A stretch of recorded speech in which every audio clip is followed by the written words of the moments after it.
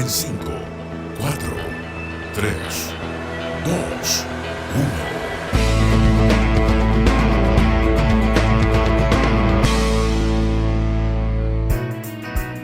Hola, ¿qué tal? Estamos en un nuevo episodio de Hágase la Luz en esta semana aniversario de aquí en TX Plus. Y de inmediatamente ustedes pueden ver a nuestro invitado en este martes 3 de mayo. Estoy con don Iván Saavedra. ¿Qué tal, Iván? ¿Cómo estás? Hola Danilo, muy bien, aquí entusiasmado por la conversación, ojalá salga bien. Nunca he sido muy elocuente, pero a veces me sale una buena conversación.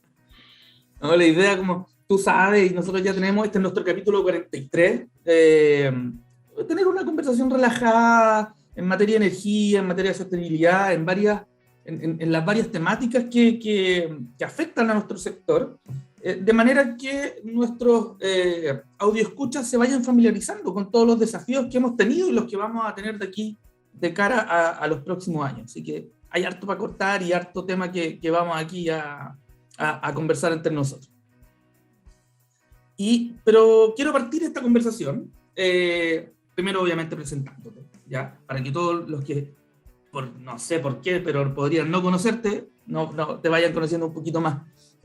Iván, tú eres ingeniero civil electricista de la Universidad Técnica Federico Santa María, y durante mucho tiempo, más de 15 años, estuviste trabajando en el sector público, específicamente en la Comisión Nacional de Energía, donde fuiste jefe ¿cómo le decimos? ¿Área? ¿Departamento? Yo me quedo con el área, pero... Es jefe del área y jefe Y del del departamento. departamento, de las dos. Tuviste la transición ahí de denominación.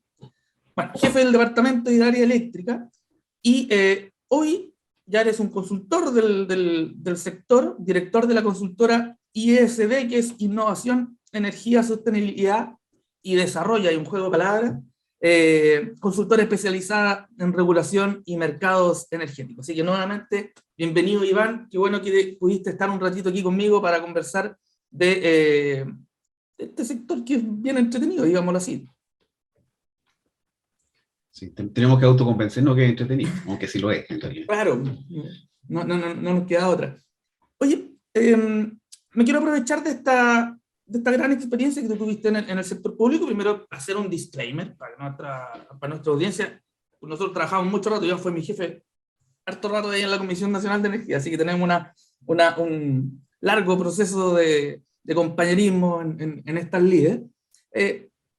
Y quiero aprovecharme, como te comenté, de esa experiencia, de todo el tiempo que tú tuviste en el sector público, específicamente en la CNE.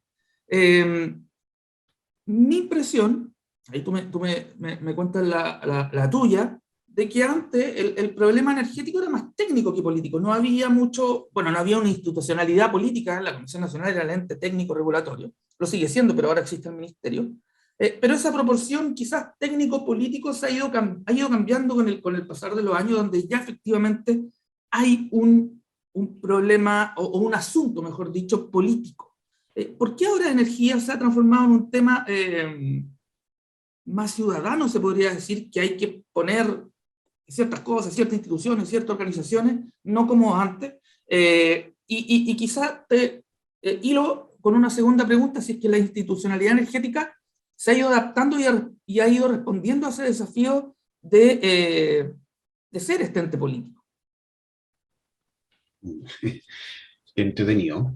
Mira, yo partiría un poco la respuesta primero diciendo que siempre ha sido político, ¿No? porque la regulación plasma una idea de una organización política que está dada en la Constitución y las leyes, y la regulación se debe a eso. Trae principios económicos, pero finalmente se debe a esos objetivos. Entonces, una cosa distinta es que sea públicamente político.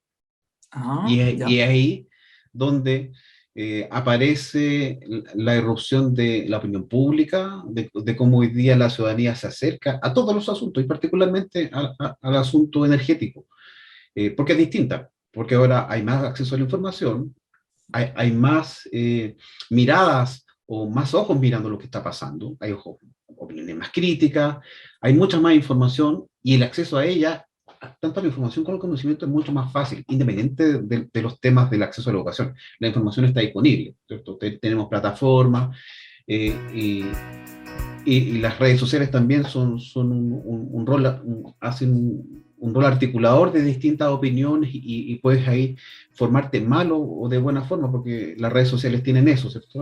Que son a veces un arma de doble filo, que te informan o desinforman, pero ahí los que tienen más conocimiento, más criterio, pueden saber qué opinión está más fundada y qué opinión ya no es así. Ahora, ¿por qué es importante? Obviamente porque nosotros vivimos permanentemente problemas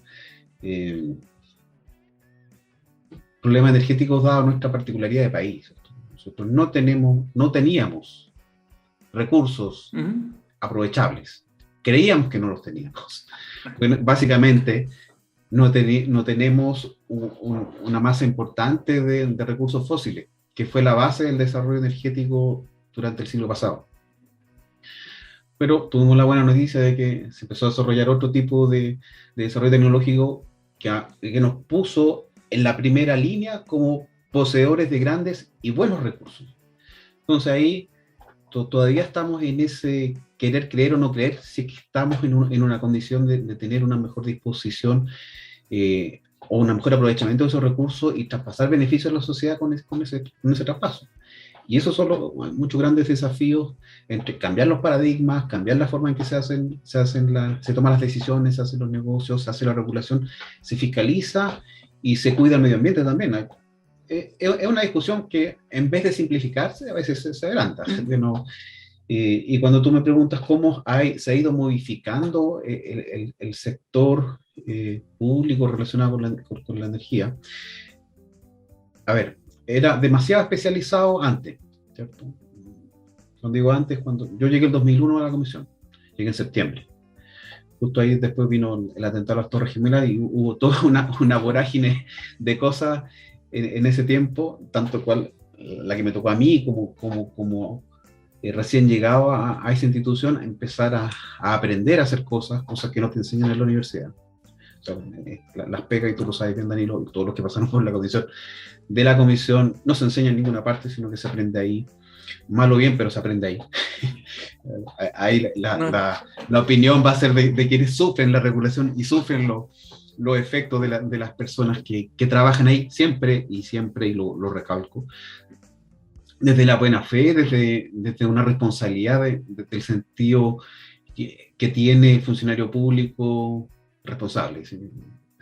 Eso yo no lo pongo en duda bajo ninguna de las generaciones que transitaron por la Comisión Nacional de Energía, que han transitado y que transitarán. O sea, yo espero que esa institución siga reverdeciendo sus laureles y mejorando continuamente. Ahora, y para que veamos un poco la transición, cuando yo llegué, yo era el sexto elemento del área eléctrica. Seis personas, para hacer toda la regulación del sector eléctrico. Particularmente estamos hablando de las fijaciones tarifarias. Las fijaciones tarifarias, antes no existían los sistemas medianos, era solamente el precio nuevo para todos los sistemas. Y después empieza todo esto, estaba el VAT, la transmisión, no existía la tarificación de transmisión, era una cuestión que se llama recargo de transformación a distancia, que se hacía de vez en cuando, cada 4 años. No había una obligación expresa en la regulación que te obligase a revisar eso de manera periódica y estructuradamente. Entonces, era mucho de hacer, porque creíamos que había que hacerlo. Y no necesariamente porque estábamos obligados, sino porque había que hacerlo bien. Inclusive, mi llegada a la Comisión Nacional de Energía fue por una decisión de la jefatura. En ese momento, el jefe era Rodrigo Iglesias Acuña, el jefe de Carga Eléctrica. De impulsar una modificación en cómo se hacían las cosas en la Comisión Nacional, particularmente en energía eléctrica, en relación a las fijaciones de precios. Pasamos de un modelo muy simplificado, que era la gestión óptima del LAJA, el GOL, que era trimestral, en etapas trimestrales, un solo nodo y un solo embalse. Y sabemos que nuestro sistema es mucho más complejo que eso. Y yo llegué a implementar una herramienta que había adquirido la Comisión Nacional de Energía, que era el OCE 2000, que nos multiplexaba el problema multinodal, multiembalse, con etapas hasta semanales, dependiendo del grado de exactitud que se quisiera. Y Me Lo acuerdo, hicimos me acuerdo. con ganas. Fue parte de tu bautizo Sí. cuando llegaste.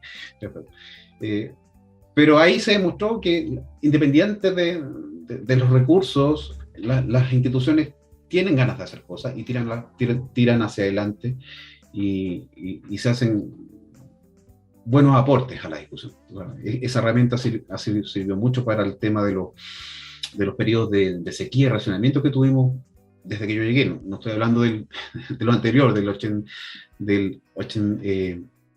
98-99, estoy hablando de los que vinieron después. Y ahí se fue construyendo. Ya. Entonces estamos hablando de eso. Después empezó a crecer un poco, vino la creación del Ministerio de Energía, y allá, en ese momento, sí, tú ya estabas, me acuerdo, en la Comisión Nacional de Energía, y viene esta discusión, efectivamente, de dónde y cómo se hace la política pública energética, ¿cierto? Para los que no sepan, había un consejo de ministros, que está el Ministerio de Economía, el Ministro de Hacienda, otros ministros, tanto así que, y ese consejo de ministros, no me acuerdo, no había siquiera Ministerio de Medio Ambiente tampoco, así que tampoco existía eso. Lo presidía un ministro de esos distintos ministros, que era el ministro presidente de la Comisión Nacional de Energía, y que tenía un órgano ejecutor que eran los profesionales de la Comisión Nacional de Energía, y que tú tenías un ordenamiento y existía el secretario ejecutivo que se comunicaba con este ministro presidente. Particularmente me acuerdo de dos, que era Di Gregorio, que fue triministro, era minería, economía, no me acuerdo cuál era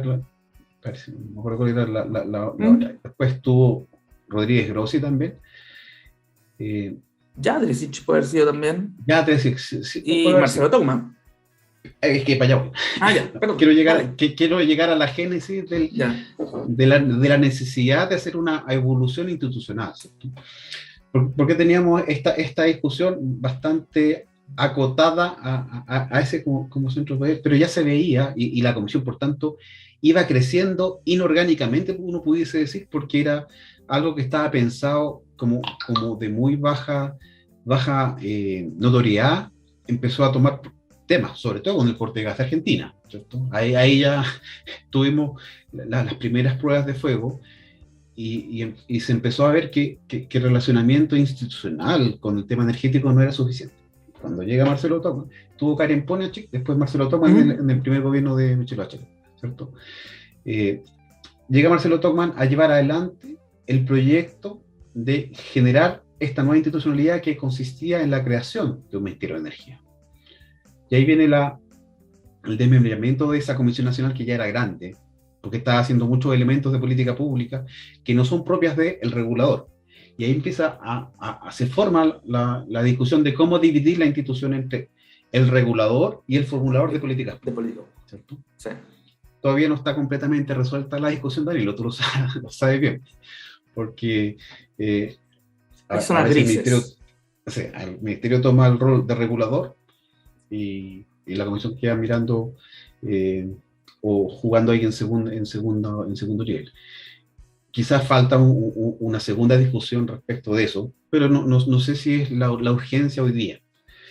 Pero al final, esa es la transición más grande, o sea, ese cambio y esa ruptura. Y después vienen el hacerse cargo de más problemas y resolverlos, y darse las herramientas para resolverlos. Y es así que la administración que me tocó a mí, a mí me gusta contar esto, yo no salía mucho de vacaciones, pero me fui de vacaciones a Europa con mi señora. Ese año me había casado, nos damos hablando del 2009.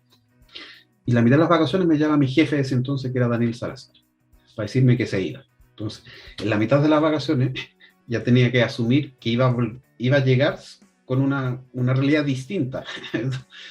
Y ahí me toca asumir como jefe del área eléctrica en ese entonces. ¿Sí?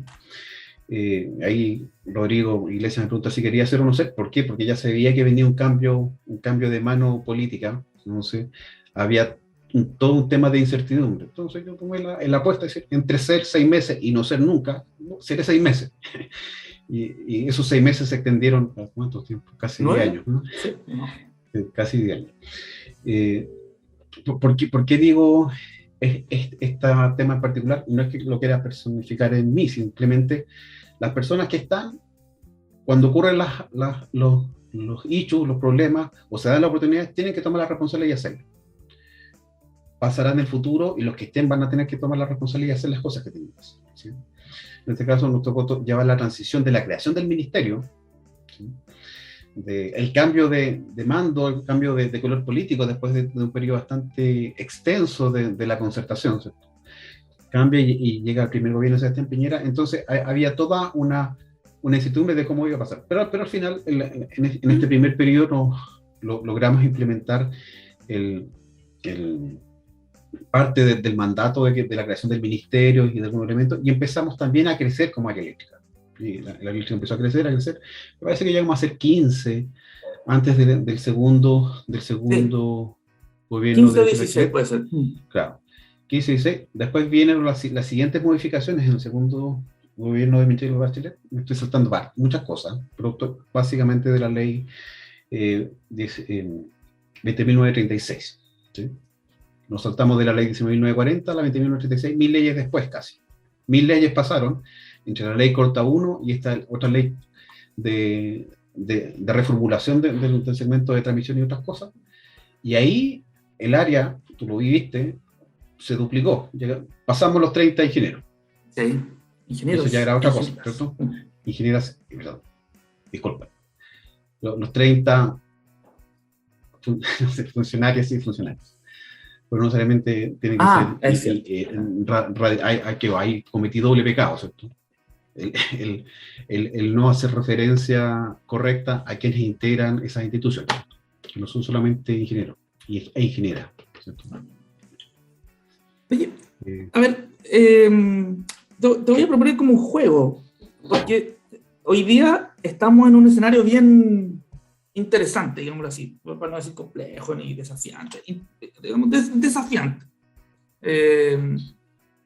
Y tienes la posibilidad de cambiar una cosa. Porque, ¿qué es lo que pasa? Hoy día tenemos un cambio paradigmático en el mercado de la generación, donde las energías renovables vienen a cambiar todo. Entonces, es otra manera de entender, incluso, me voy a poner un poco conceptual acá, el mercado marginalista, o la manera de entender cómo se relaciona la generación con el resto de los actores del sector. La generación tiene sus propios issues, como tú dices. Transmisión, ¿para qué decir? Infraestructura potente, se demora, porque es así, un mayor relacionamiento con las comunidades, mayor estándar ambiental, casi por definición que uno tiene que preparar, se podría decir, la mesa antes para los diferentes ingredientes que va a tener esta cocina, diciéndolo así de manera como las energías renovables que están en las diferentes partes de Chile, viento en el sur, sol en el norte, etcétera, etcétera. Y la tercera parte de este problema es la distribución que, sin entrar en detalle, en 40 años no ha tenido un cambio. El del 2019 es la famosa ley Corta. Entonces, si queremos hacer uno, ¿cuál harías tú? ¿Dónde partiría ese rediseño? ¿Cuál sería lo más contingente, quizás desde tu punto de vista? Haría un cambio y cambiaría todo, no sé. No, o sea, ese comodín no. Claro, no. Mira, y aquí quiero tomar un poco las reflexiones, o compartir con ustedes las reflexiones que he tenido en relación a cómo se genera la regulación y cómo se debe ejecutar y finalmente implementar. Y está relacionado con qué es lo que busca la regulación en el primer escalafón que estoy hablando de la ley. Y acaso es clara esa búsqueda. Y en este caso siempre ha sido la eficiencia económica, ¿cierto? La eficiencia económica y traspasar beneficios hacia la sociedad, entendiendo a la sociedad como, en este caso, particularmente, los consumidores y también los que habitan el territorio. Consumidores libres y regulados, ¿cierto? Nosotros tenemos que ser un país productivo, tenemos que acceder a energía barata para ser competitivo. El sector tiene que servir a la sociedad, no servirse a la sociedad, para ser más claro y específico. Y es ahí donde uno tiene que tomarse. O sea, el objetivo es ese, traspasar beneficios, y siempre tienes que estar mirando acaso estás cumpliendo el objetivo. Porque la regulación, la implementación, el cómo los mercados toman decisiones y adaptan ciertas soluciones, o adoptan ciertas soluciones, son consecuencias para cumplir un objetivo. Pero si tú te centras necesariamente, solamente en el vehículo, en la herramienta, y no estás viendo acaso te estás cumpliendo el objetivo, como que estás perdido en el bosque. ¿Sí? Y desde ahí, quiero responderte la pregunta. Yo quiero traspasar la mayor cantidad de beneficios hacia las personas. ¿Dónde está el mayor problema respecto de eso? ¿Ya? Ahí yo tendría que responder. Hoy día sigue estando en el precio de generación que estamos pagando. ¿Por qué? Por muchas razones. Habiendo todo este boom de la disponibilidad de una oferta barata, que es la oferta renovable, no hemos sido capaces de desarrollar los grandes sistemas de almacenamiento para tener una adecuada oferta que nos permita tener un suministro constante, un suministro seguro y un suministro barato. Si yo me enfoco en la distribución sí, tiene muchos problemas, pero tiene tantos problemas, o los problemas que podamos resolver, ¿nos van a traer tantos beneficios? No sé. Pero a lo mejor la respuesta son las dos cosas, porque finalmente también estamos mirando hacia el futuro, que tenemos que ocupar los recursos distribuidos, porque va a ser más complejo desarrollar grandes ofertas, grandes centrales, grandes líneas de transmisión para traer la energía. Entonces, y la distribución tiene que servir para ello. Y si no lo ves adecuadamente, tampoco lo va a hacer, inclusive con las nuevas formas de consumo, la electromovilidad u otro tipo de consumos que vaya a tener la sociedad en el futuro. Pero al final, como digo, Danilo, habría que centrarse en lo que te va a traer más beneficios y centrar los esfuerzos en eso. Sí, quiero hacer algo que digo siempre, doble clic, vamos a hacer doble clic, porque generalmente cuando uno vende un producto, lo tiene que pensar hacia el cliente. En este caso, cliente suena feo, más encima cuando hablamos de un servicio básico, o sea, es el foco en la ciudadanía. Yo creo que has dado en un punto súper importante, porque en general, de repente, con todo estos análisis y es un sector tan complejo, o nos gusta a nosotros complejizarlo, etcétera, etcétera, se pierde el foco. Y cuando tú de repente como que te acuerdas, oye, el foco acá es efectivamente tener un suministro seguro, eficiente, económico, lo más barato posible, justo. Y cuando partes desde esa premisa, que es lo que yo como sector le quiero ofrecer a la población en este sentido, en este caso, como que se ordena un poco la idea para ir configurando lo que va pasando tras bambalinas, se podría decir. Yo creo que o sea, comparto adhiero a tu idea. Que bueno de repente recordar eso, de para qué es esto. Y yo agregaría, Danilo, disculpa que te... Dale nomás, estamos conversando, libre conversación. Y esto ya está asociado a todo lo que hemos vivido en los últimos 2-3 años como país. Las soluciones que tiene que traer la regulación, las ofertas de los nuevos oferentes, los nuevos players, tienen que mirar el país que somos. ¿A qué me refiero con esto? No tiene mucho sentido de gastarse en una regulación que se le va a aplicar a un segmento de este porte de la sociedad. Sí. O hay que cambiar el foco, si a lo mejor es muy importante, específicamente, y aquí va mi crítica, autocrítica y crítica en general, habernos gastado tanto tiempo en el net billing. A lo mejor había que cambiar el foco. Quizá eso es relevante, pero no era lo más relevante, porque ¿cuántas familias tienen acceso a recursos para hacer net billing? No, ¿El 5% de las familias? Sí, es que. ¿El 10% con suerte? Claro que ahí va acompañado por... perdón, el invito sí, es que para allá voy. A lo mejor sí era útil, pero visto de una manera distinta, no tan personal, porque la unidad familiar de Chile está constituida por muchas familias que no tienen tantos recursos para acceder a ese tipo de desafíos, que pueden ser beneficiosos en un análisis económico de largo plazo, pero necesitan los recursos. Y la disponibilidad de los recursos que ellos tienen no la van a destinar a eso, la van a destinar a otra cosa, quizás por otros problemas más urgentes que tienen como familia. Entonces, y ahí quizás la mirada era una mirada más integradora, más de barrio, más de hacer una cosa distinta, ¿cierto? Sí. Y por eso yo digo, veamos de nuevo cómo hacemos la regulación y cómo entablamos las discusiones. No nos perdamos. somos el país que somos, podemos ser un mejor país, obviamente.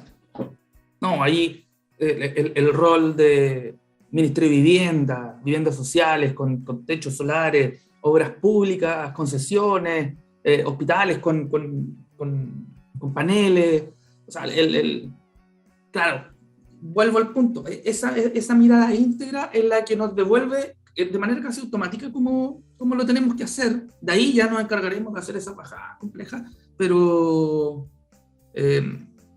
ir a buscar ese beneficio.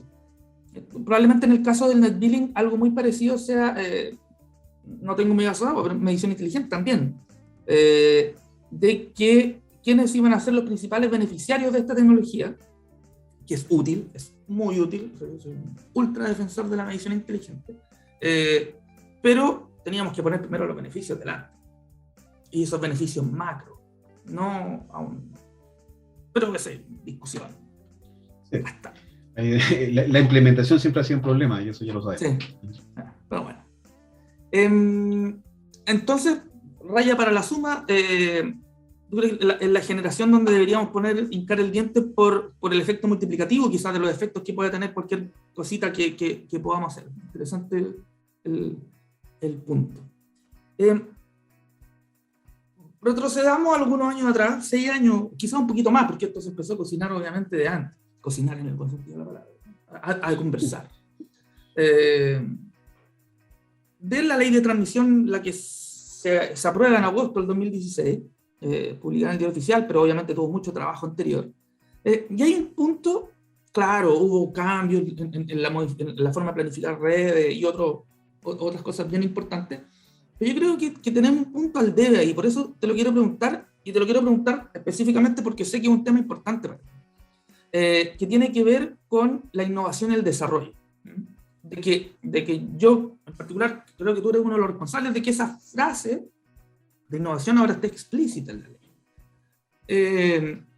Y nosotros aquí en el programa ya hemos conversado con algunos innovadores y nos han contado un poco lo complejo que es desarrollar nuevas ideas en un sector que es bastante pragmático, se podría decir.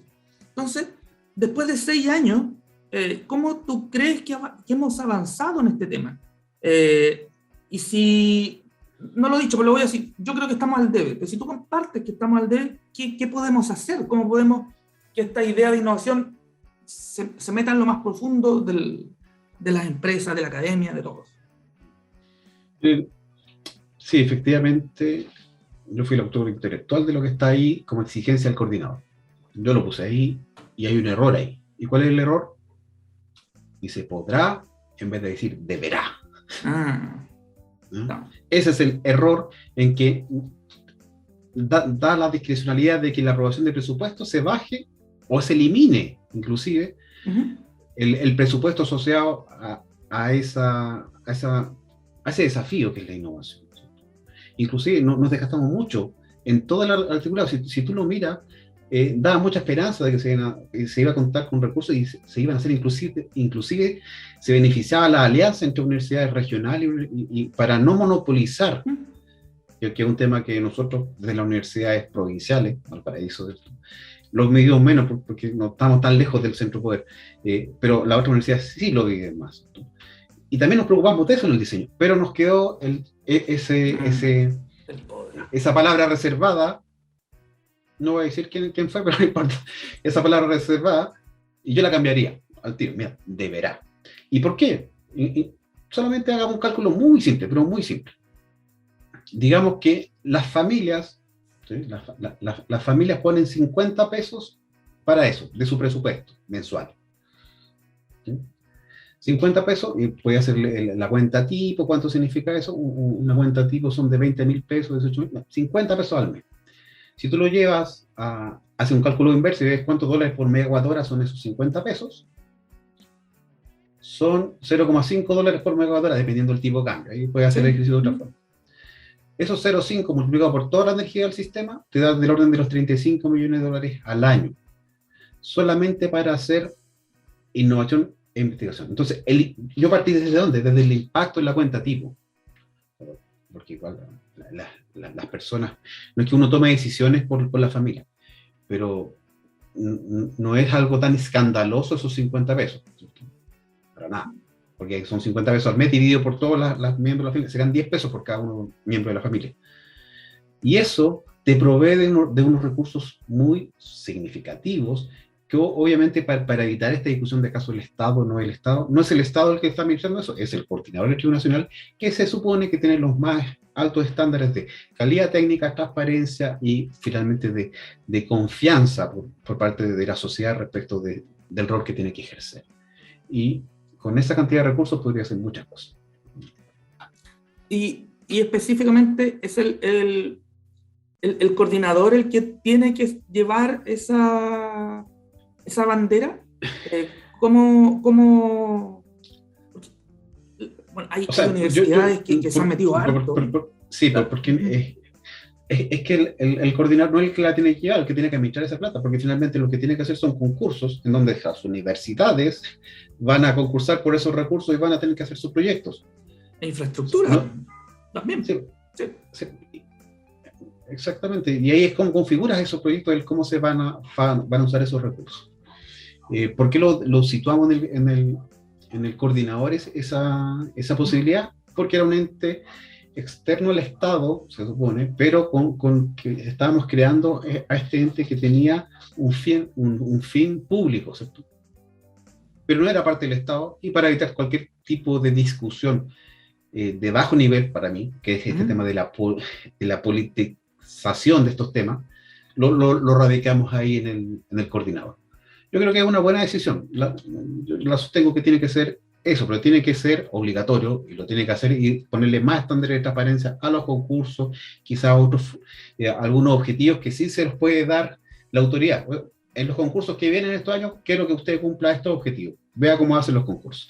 Y ahí le podrías dar un nexo con la política pública para no meter temas relacionados con impuestos, con aumento de presupuesto, porque ahí eso ya está. Y también le pondría un coto, o sea, para que no se nos escape el presupuesto y no se nos vaya la tarifa o el efecto hacia el cliente final y quede acotado en los rangos que yo te dije. Igual esos son recursos importantes, no son menores. Y en uno de los temas donde necesitamos harta innovación, porque la innovación no es solamente inventar cosas, es también desarrollar parámetros, modelos económicos, etc. Y como lo conversamos al principio, en este juego de la opción de que tú podías arreglar o empezar a trabajar, metamos en eso los desafíos de la generación, y uno de los más importantes es la flexibilidad. La alta penetración de energías renovables obliga al sistema de energías renovables variables, obliga al sistema a contar con flexibilidad, que yo te quiero pedir a ti que si nos puedes ayudar a desentrañar un poquito qué es lo que significa. ¿Qué es lo que significa que un sistema tenga que ser flexible? Es como un camión que tenga amortiguador en caso de que haya un hoyo o una cosa por el estilo, pero quizás con palabras más doctas que un ejemplo tan pedestre como el que acabo de decir. Y partamos por ahí, después nos metemos un poco de cómo podemos desarrollar esa flexibilidad y cómo se ha distorsionado esa conversación hoy día. Sí, aquí vamos a hacer una revelación. A mí Danilo me mandó un poco la directriz de las preguntas para que yo las mirara. Entonces fui a estudiar y fui a ver la Ley General de Servicios Eléctricos. Hoy día está muy fácil buscar información. Buscar dónde decía flexibilidad en la ley o resiliencia. Uh-huh. No lo dice en ninguna parte. Y todos los que trabajamos en la ley 20.936 sabíamos que eso era fundamental. Entonces hice el ejercicio un poco más profundo y me fui a la historia de la ley. Y la historia de la ley, en el mensaje y en su tramitación, aparece en todas partes. Flexibilidad, también aparece resiliencia. ¿Por qué no se plasmó en la ley y se estableció como elemento? Yo creo que ahí también una autocrítica. Ahí las ideas y los objetivos tienen que ser explícitos y tienen que ser claros en la ley para ordenar el resto de la regulación. Porque si no cuesta mucho, tenemos que apelar al espíritu de la ley, a la historia de la ley, para hacer una modificación reglamentaria que nos permita hacer tal cosa. Bueno, es parte también de las reflexiones y críticas que yo he hecho a mí mismo y al trabajo en los cuales me tocó desempeñarme respecto de cómo hacer las cosas. Y ahí, de nuevo, eso tiene que ser explícito. Ya. Dicho eso, como un elemento marco, el concepto de flexibilidad se entendía como el uso de los recursos disponibles de manera distinta, ¿cierto? Para intentar evitar tener que incorporar nuevos recursos al sistema. ¿Cuáles son los recursos disponibles? Y eso tenía detrás una mirada de optimización económica. O sea, ¿para qué voy a presionar a la sociedad, al territorio, al gobierno con mayor infraestructura si tengo recursos disponibles? ¿Cómo les saco rendimiento a esos recursos? Y esa era un poco la idea de la flexibilidad. Entonces tenemos que la generación, la programación de la operación se puede hacer de una forma distinta, los márgenes de transferencia se pueden hacer de otra forma, se pueden incorporar pequeñas inversiones que te cambian la disponibilidad de los recursos, modificas de manera sustancial nuestros modelos de predicción y de uso de recursos. Ahí, yo creo que ahí estamos al debe, muy al debe. Y la flexibilidad se entiende así, porque incorporar mucha más oferta o más infraestructura es como hacer más de lo mismo, ¿cierto? O puede ser infraestructura acotada que está destinado a potenciar los elementos que ya están disponibles en el sistema. Ahí está, el almacenamiento que te va a permitir arbitrar entre las horas del día, inclusive arbitrar entre la capacidad o no de transporte que está disponible en las líneas de transmisión, inclusive el incorporar ese elemento como parte de los procesos productivos de los clientes. O sea, cómo yo, sin darle una peor calidad de servicio o de producto al cliente, yo puedo usar los recursos que él dispone para tener una mejor respuesta como sistema. ¿Hay señales económicas que incentiven al cliente a hacer eso? Me parece que no. Pero esa era un poco la idea de la flexibilidad. Y como te digo, yo creo que quedamos al debe respecto de la letra. La letra de la ley no lo reflejó adecuadamente. Nos quedamos nosotros con la idea. Y el impulso que tuvimos los que hicimos esa ley, lo pusimos en el desarrollo de los reglamentos, pero los que hicimos esa ley ya nos fuimos de la generación de la regulación. Así que ahí queda en el cómo se entiende y quizás en este tipo de conversaciones para que no se pierda el sentido o necesariamente ir a modificar la ley y decir, es así y tiene que ser así. Pero voy a usar un término futbolístico porque con el diario del lunes es súper fácil, pero cuando nos ponemos quizás en 2014, 2015, cuando se estaba cuajando y discutiendo la ley, nunca creímos que, o sea, perdón, sí lo creímos, pero no tan temprano. El 20% de la generación renovable estaba para el 2024 y se cumplió 5 años antes. Además, obviamente, jamás nos íbamos a imaginar que hoy día vamos a estar en un concierto internacional que está súper extraño, se podría decir, entre guerra y otras cosas, del acceso y los precios de combustible. Es cierto que los modelos reflejan la realidad, pero qué mejor que la realidad para pegar de repente ciertas cachetadas de lo que está pasando. Conversábamos el otro día con el ex ministro Vitrán y nos decía, sí lo vimos, pero no entiendo por qué no hicimos nada en su momento. Y otras voces que han dicho, chuta, la realidad siempre se encarga de demostrarnos cosas y después de tanto tiempo nos volvemos a encontrar hoy en una situación de estrechez de suministro que nos tiene bajo un decreto de racionamiento. Entonces es como, chuta, esta pregunta la he hecho hartas veces. ¿En qué fallamos en los modelos, en la predicción? ¿Buenismo o nos faltó ponerle un poco de pimienta y sazonar, quizás ponernos en algunos escenarios más complejos? Aquí se puede poner muy, muy, muy política la conversación.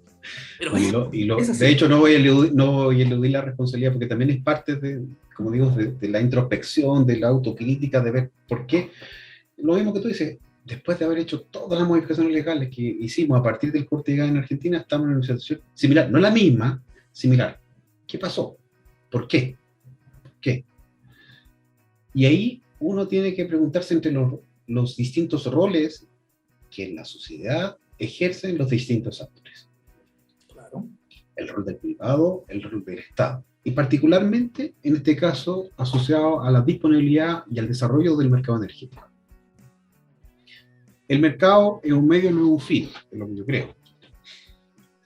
El fin es tener beneficios, es, en este caso, traer mejoras a la calidad de vida de los que vivimos en este territorio. Y calidad de vida, estoy hablando de mejores ingresos y un mejor ambiente para ellos. Estamos hablando de todo eso, respeto por las personas, todo eso está dentro de esa globalidad, de ese concepto.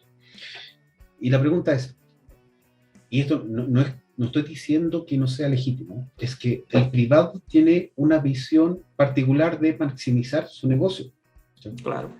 ¿Y el mercado para qué te sirve? Es para despejar con esas miradas cuál es el mejor precio para ciertas cosas, para cierto elemento. Pero el privado no te va a orientar el desarrollo, no te lo orienta. El privado toma la mejor decisión en ese punto, ¿cierto? Pero particularmente con sus intereses, no con el interés país. ¿Ya? Eso no está mal, eso es así. Y lo hace eficientemente. Pero la pregunta es cómo nosotros, como país, transitamos hacia ese algún punto. Y ahí es donde viene la crítica y viene el tema ya más político. Es que el Estado tiene que ser más dirigista respecto de algunos puntos. No estoy diciendo que haga la inversión necesariamente, sino es decirle a los privados compitan en esta solución que nosotros creemos, estamos mandatados porque fuimos elegidos, que es la mejor solución de largo plazo para el sistema. Así que compitan y les vamos a asegurar los ingresos, pero compitan, pero vamos para allá. Para allá vamos, ¿no? Y eso es que no lo veo necesariamente reflejado, tampoco lo veo en contradicción con un modelo de inversión privada, no lo veo para nada contradictorio. Yo creo que de ahí nos falta bastante. ¿Cierto? Es como ¿Y por qué digo esto? Porque hoy día estamos, de algunas personas están encandiladas. Eso. Cambié la palabra porque me costaba decir. Están encandiladas con el tema del hidrógeno verde. Tanto así, yo también estoy terminando, hice un diplomado al respecto. Y yo lo veo como una oportunidad país gigante. ¿Sí? Pero para que se materialice, y esa es una opinión mía, para que se materialice en términos de escala significativa, para que nosotros seamos productores mundiales de eso, hay que hacer cambios significativos. Porque el volumen que eso significa es 10 veces la capacidad integral que tenemos hoy día. Sí. Y no podía ser hidrógeno verde solo en el día, o cuando haya viento. O a lo mejor sí, pero como sea, ese volumen para ser un player del hidrógeno verde en el mundo significa un desafío gigante. Y la estrategia no da el ancho para eso. Y la regulación del sector eléctrico tampoco lo da. Le va a poner más trabas que beneficio a ese desarrollo. Y ahí el privado no lo va a hacer. No va a ser capaz de hacer eso, de llevarnos a ese estado. Tiene que hacer el Estado a través de una relación público-privada para decir, nosotros estamos convencidos de que es esto. Y lo podemos hacer. Y vamos todos para allá. Y la única forma. Si no vamos a perder la oportunidad. Sí que se da la oportunidad, porque yo tengo una mirada distinta. Aquí es un poquito más político. La guerra en Europa significó que el shale gas de Estados Unidos tuviese una mayor colocación de la que tenía antes. Entonces, como comprador de hidrógeno, no va a estar Estados Unidos por un muy buen tiempo, porque va a maximizar la utilización de ese recurso. Quizás Alemania y quizás los que están siendo afectados por esa alza de precios pueden ser nuestros compradores. Pero estaríamos compitiendo con Australia, que está en el otro bando, en el bando asociado a Estados Unidos y Gran Bretaña. Aquí no estoy hablando de política, esto es geopolítica más que nada. Estoy hablando de recursos y cómo nos va a impactar. Es una mirada particular, propia, que la podemos discutir con un café o un happy hour. Un late, hágase la luz, vamos a hacer. Vamos a tirar a la tarde ahí con unos aperol acá. Oye, Iván, te voy a cambiar de tema. Mira, llevamos 45 minutos conversando y yo quiero saber tu opinión de ahora en el ámbito donde tú te estás desarrollando con la consultora que diriges. Antes, 10 años atrás, probablemente habían un poco unos 5 consultores, los típicos, muy buenos, no vamos a decir nada de eso, pero uno podría encontrar, bueno, algunas existen todavía, obviamente, sí, no vamos a hacer propaganda, pero eran 5 más, mega red, energética, electroconsultores, por ahí, habían hartas, o sea, perdón, no eran muchas, pero se dedicaban a todo. Y aparte que era un sector bien reducido, eran pocas empresas. Hoy día hay mucha necesidad, hay muchas empresas, y también una evolución de este consultor energético, se podría decir. Quizás voy a jugar con una palabra, pero como más específico, medio boutique. Existe la agencia boutique de abogados, la oficina boutique, quizás la consultoría energética también va evolucionando hacia allá. Ahora que tú llevas un par de años trabajando en ese sector y tienes esa visión, ¿cómo has cambiado ese tipo de servicios, esa asesoría que realiza el mundo de la consultoría, con harta externalización también, en el sector que nosotros conocemos hoy día? Aquí yo podría hacer toda la propaganda del mundo con la consultora, pero no lo voy a hacer, así que no se preocupe. No se trata de eso. Entonces vamos a poner aquí unos sponsor ni la by... pregunta. En todo caso, allá está mi logo, ¿viste? Mira, la experiencia nuestra, hablo de Jimena Oviedo, es mi socia, ella trabaja conmigo. Un saludo para Jimena. Somos muy apreciados. También hemos trabajado con Sergio Corbalán, con Fernando Azarola y con otros colaboradores, con Rodrigo Sabac también. Inclusive hoy día estamos en alguna asociación con Enrique Faría. Pero nos juntamos, y ¿qué quiero decir con esto? No todos son de la empresa, solamente Jimena y yo somos de la empresa. Ellos tienen sus propios emprendimientos, y nos juntamos para colaborar o dar algún servicio. Entonces, desde ahí yo quiero plantear mi visión.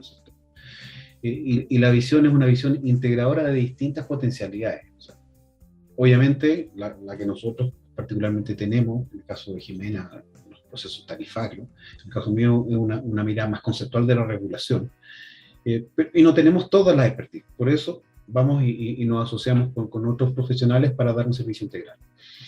He visto harto de eso, porque nos han invitado a nosotros a formar bastantes grupos, independientes de que seamos una empresa formada. Entonces ahí hay colaboraciones que te permiten dar una visión distinta y un servicio y una oferta más completa a los distintos usuarios. Eso yo no lo había visto. No sé si tocó la casualidad, porque antes siempre fuimos mandantes o contratantes a partir de la administración de los recursos públicos en la Comisión, y ahora somos los contratados. Todavía no lo contrata nada la Comisión Nacional de Energía, por si acaso, ¿no? para que nadie tenga suspicacia. Hemos trabajado con el Ministerio como empresa y como profesionales en la SEC, en colaboración con otros profesionales, pero no como empresa. Además de los que antes eran regulados por nuestras decisiones, ahora también nos han contratado. Y eso da cuenta de una visión necesaria que tienen las empresas de complementar y pensar cómo pensaría el regulador, aunque no necesariamente se da, ¿cierto? Porque las personas cambian, los criterios son distintos.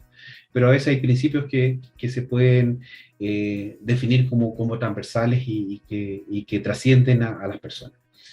Y esa es un poco la visión. O sea, yo no creo necesariamente, o sea, tendrías que ser una empresa muy grande para manejar todos los aspectos del conocimiento que requieres para dar. Yo creo que está esto más orientado a lo que te acabo de escribir, que es la colaboración entre distintos consultores para dar un servicio más de mejor calidad y con mayor valor agregado hacia los clientes. Sí, yo me acuerdo también haberlo conversado con por ejemplo, Matías Negrete, que estuvo con nosotros, Daniel Olivares, de la Adolfo Ibáñez, Matías de la Universidad Católica, con el mismísimo Rodrigo Palma de la Universidad de Chile. Y las universidades también han tomado un rol bien importante, LISI, el Centro de Transición Energética, ¿qué vamos a decir de otras organizaciones de consultoría que hay en el país? Como, yo creo que han habido muchas empresas nuevas que obviamente necesitan el conocimiento y la expertise para conocer cómo este sector, sobre todo nacional, porque hay reglas que son un poco internacionales, se podría decir, pero nosotros tenemos nuestras bajas propias acá. Ha habido espacio para este desarrollo muscular cerebral, digámoslo así, para apoyar desde otra vereda lo que está pasando no solo en el sector. Que se complementa muy bien eso con lo que tú acabas de decir, pues, como de la interacción de todos los entes que conforman nuestro sector para el fin último, que hacerlo bien, ¿no? Iván,